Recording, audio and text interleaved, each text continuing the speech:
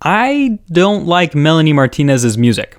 Her aesthetic, some of her topic choices, and how she pushes social messages seem to me very dangerous, especially for someone with such a young and large audience. And even though many who watch this video, and many of my fans, love her, I feel the need to join the conversation and to discuss how what Melanie Martinez creates actually may do more harm than good.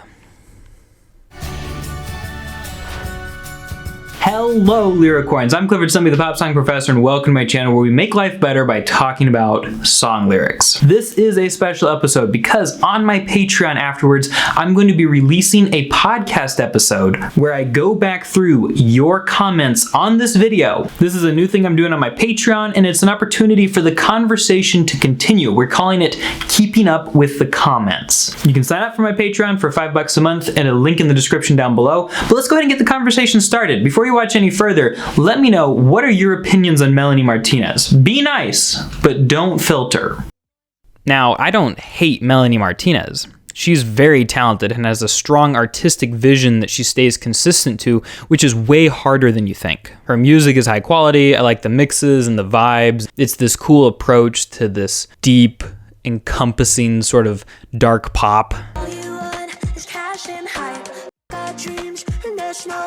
She's a great singer, even though with my inability to sing, I probably couldn't tell the difference. Would someone comment down below whether Melanie Martinez is actually a good singer or not? The crybaby concept is interesting, and as a concept is very consistent and very relatable to many people, which is, again, a hard thing to do. And the thing that I like most about her is that she genuinely seems to care about her fans, and she obviously wants to do good. She speaks with her fans in person and on social media, she tackles social issues, and her personal life doesn't usually cause problems for her.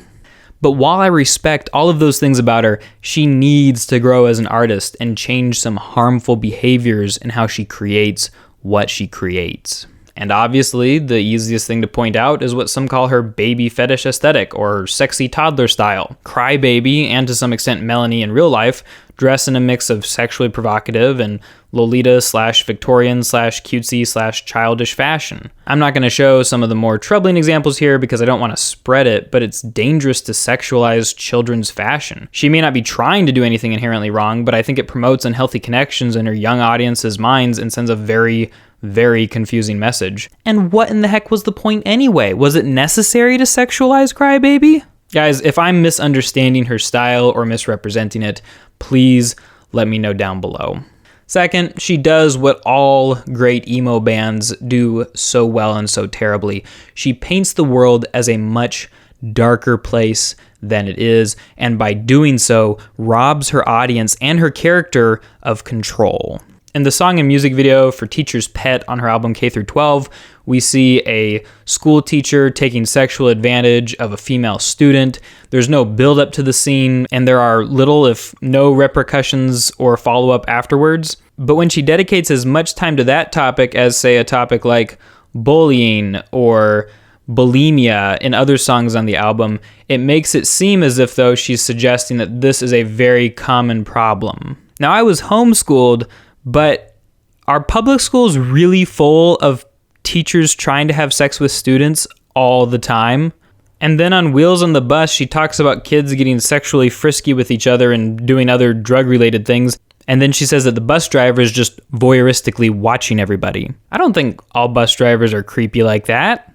If you look at each song from K-12 and many of the songs from Crybaby as well, she paints these pictures where there is a young person, Crybaby, who's in a situation where she's being taken advantage of or has no control by a cruel school system, cruel parents, cruel siblings, cruel friends, cruel strangers. And I think that that level of abuse is disconnected from reality for most of her audience. It feels like she's pandering to a teenage mentality that the world is against me. She's said in an interview that we need in art to talk about the bad things because they exist and we need to confront them. But her music seems to do nothing but talk about the bad things. She doesn't give people a sense of empowerment or control, and instead of feeling empathetic, most of her lyrics just feel more depressing. Then this leads to flat characters who don't change or develop. I mean, after all, in the K-12 movie, Crybaby had the power inside of her all the time. She basically just went from victimizing scenario to victimizing scenario until she decided she'd had enough. So apparently the world's a dark place, but we have everything inside of us, except most people can't control their situations and don't have magical powers. So what exactly does she want us to take away from this? Let's talk about K through 12. I think most people will agree that it was basically a train wreck of a movie.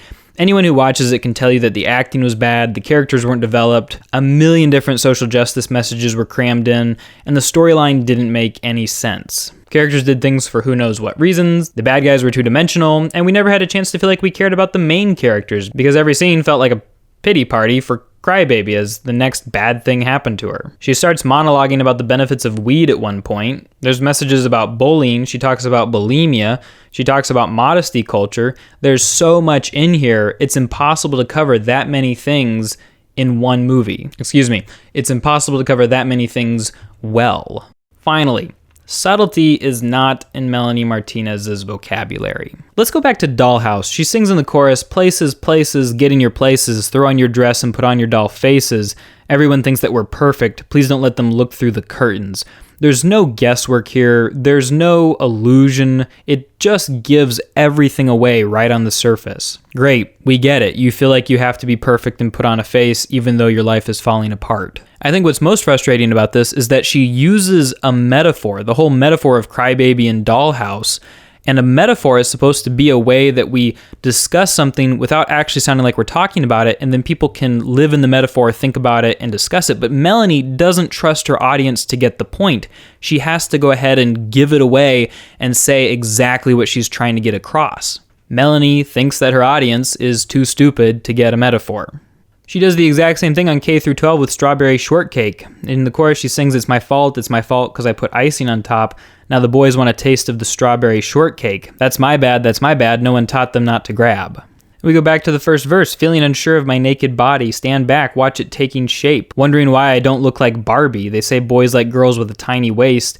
Now my mom is preaching to make sure I'm pure, but I never really cared about that shit before. This is a classic example of telling and not showing. Within the first 4 lines of the song, we know exactly what the song is going to be about, and there are no surprises left. There's nothing to think about here. It's completely on the surface. If Melanie wants her art to be taken seriously, she needs to stop preaching and to start creating. If she doesn't, her audience will soon grow out of her music and she'll be unable to transition to an adult audience. Plus, the younger kids watching her music are going to think that good art is somehow inherently tied to how woke you are or how much you tell other people what to do. A lot of this seems to come down to virtue signaling, something PewDiePie talked about in a recent video when he was discussing how Twitter just felt very hypocritical. The more currently popular and woke social messages you put in a song, the better the song, right? If heavy-handedly sharing our opinions was art, screenshots of YouTube comment sections, not ours, we're a wonderful community, would be selling for millions of dollars. Art sometimes delivers messages or shocks people, yes. But a lot of the things Melanie creates are neither subtle nor shocking. They're just preachy.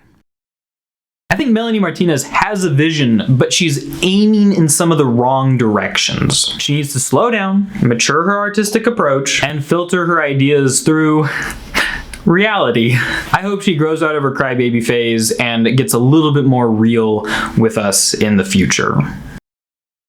After you check out that podcast on Patreon, check out this video about Melanie Martinez. I had my subscribers describe K through 12 in 6 words or fewer, and it's actually really funny. If you watch that, you'll automatically get a bunch of videos where I explain songs by her like Dollhouse or Pity Party or Wheels on the Bus, Milk and Cookies, that kind of stuff. Thank you to my patrons for supporting this channel. Thank you for watching, and I'll talk to you guys next time.